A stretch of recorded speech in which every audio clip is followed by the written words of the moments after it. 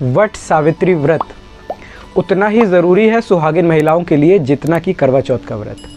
जिस प्रकार करवा चौथ का व्रत महिलाएं रखा करती हैं अपने पति की दीर्घायु के लिए, उसी प्रकार यह भी व्रत धारण किया जाता है महिलाओं के द्वारा वे सुहागिनें जिनको अपने पति की उम्र चाहिए बहुत ही लंबी, साथ ही साथ संतान की प्राप्ति वह चाहती हैं, या गृहस्थ जीवन में कुछ इस प्रकार की समस्याएं आ रही हैं जो कि केवल मियाँ बीवी यानी कि पति पत्नी के बीच आ रही हैं। उन समस्याओं को किस प्रकार दूर किया जाए उसका भी उपाय यही है वट वृक्ष की पूजा, यानी कि वट सावित्री व्रत की पूजा आपको अवश्य कर लेनी चाहिए। नमस्कार, स्वागत है आपका आपके अपने चैनल भविष्य नक्षत्र में। इस चैनल पर हम वर्ष में आने वाली सभी व्रत एवं त्यौहार के बारे में तो आपको बता ही दिया करते हैं, साथ ही साथ आपकी जन्मपत्री में आ रही समस्याओं के उपाय और आपके जीवन को सरल बनाने के उपाय इसी चैनल पर मिल जाया करते हैं। यदि आपके पास भी ऐसे कोई प्रश्न हैं जो कि आपकी या आपके परिजनों की जन्मपत्री से जुड़े हुए हैं तो उनको पूछने के लिए इस व्हाट्सएप नंबर पर आप हमसे संपर्क कर सकते हैं। आपको सशुल्क एक ऐसा उत्तम उपाय दिया जाएगा जिससे कि आपका जीवन और ज़्यादा सरल और सुखमय बनाया जाएगा। वट वृक्ष की पूजा यानी कि वट सावित्री व्रत जो कि इस साल सन 2022 में पड़ रहा है 30 मई 2022 को।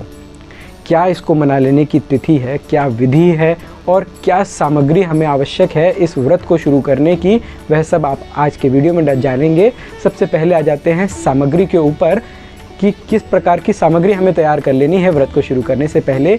विधि कुछ इस प्रकार की है कि सुबह आपको नहा धो लेने के बाद जो भी आपके निवृत्त काम हैं उन्हें कर लेने के बाद, उनसे निवृत्त हो जाने के बाद हमें पूजा की थाली तैयार करनी है और उस थाली में हमें क्या ले लेना है, ले लेने हैं हमें 11 पूड़ियाँ, 11 मालपुए या आटे और गुड़ से बने हुए पुए।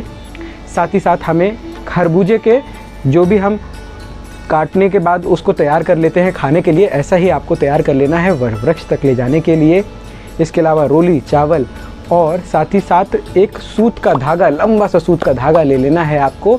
और इस पूरी थाली को सजा लेने के बाद आपको सीधे पहुंच जाना है वट वृक्ष के पास, और ऐसा वट वृक्ष जिसकी आयु खूब लंबी हो चुकी हो, उससे भी ज़्यादा लंबी आपके पति की आयु हो जाए, ऐसी कामना करने लायक ऐसे बूढ़े वट वृक्ष के पास आप पहुंच जाएं।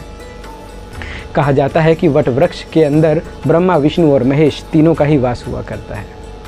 ऐसे वट वृक्ष के पास पहुंचने के बाद जो जल का लोटा आप अपनी थाली के साथ लाए हैं, सबसे पहले जल के लोटे से जल चढ़ाएं आप उस वट वृक्ष को, और उसके बाद जो भी सामग्री आप उस पर चढ़ाने के लिए लाए हैं, पूड़ी, फूल, मालपुए और सभी चीज़ें जो आप उन पर चढ़ाने के लिए लाई हैं, उन वट वृक्ष को उसको चढ़ावे के रूप में आप चढ़ाएँ।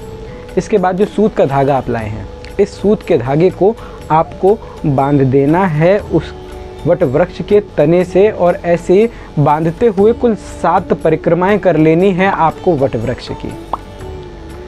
वट वृक्ष की परिक्रमा करने के बाद आपको यह व्रत धारण कर लेना है, और जो प्रसाद के रूप में आप घर लाई हैं, जब व्रत का पारण करें तो उसे ही प्रसाद के रूप में आपको धारण करना है, भोग के रूप में आपको धारण करना है। और जल यदि आपको यह भोग लेने के बाद आप अपने पति के हाथ से लें तो उनकी दीर्घायु अवश्य ही हो जाएगी। यह व्रत करने के बाद आ जाते हैं इस बात पर कि क्या समय है तिथि के लगने का। तो जो तिथि को लग रही है अमावस्या की, ज्येष्ठ मास की अमावस्या जो कृष्ण पक्ष में पड़ा करती है, वह लग रही है 29 मई 2022 को दोपहर 2:57 तक शुरू हो रही है तिथि, और 30 मई के पूरे दिन यह तिथि रहेगी, शाम 5 बजे तक तिथि रहेगी। तो 30 मई को ही हम मनाने वाले हैं वट सावित्री व्रत, और इस दिन यह पूजन, यह विधि आप कर लें और खूब लंबी आपकी पति की आयु हो, और यदि संतान प्राप्ति आपको न हुई हो तो वह भी इस व्रत से आपको प्राप्ति हो जाए। अन्य प्रश्न यदि आपके पास अपनी जन्मपत्री या अपने जो भी आपके जीवन काल में ऐसे प्रश्न हैं जो ज्योतिष के द्वारा आप उनके उपाय पाना चाहते हो तो इस व्हाट्सएप नंबर पर भी हमसे संपर्क कर सकते हैं।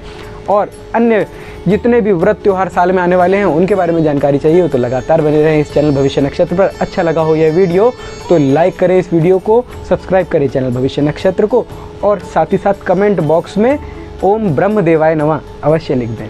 आज की वीडियो के लिए इतना ही। धन्यवाद मित्रों। ओम नमः शिवाय।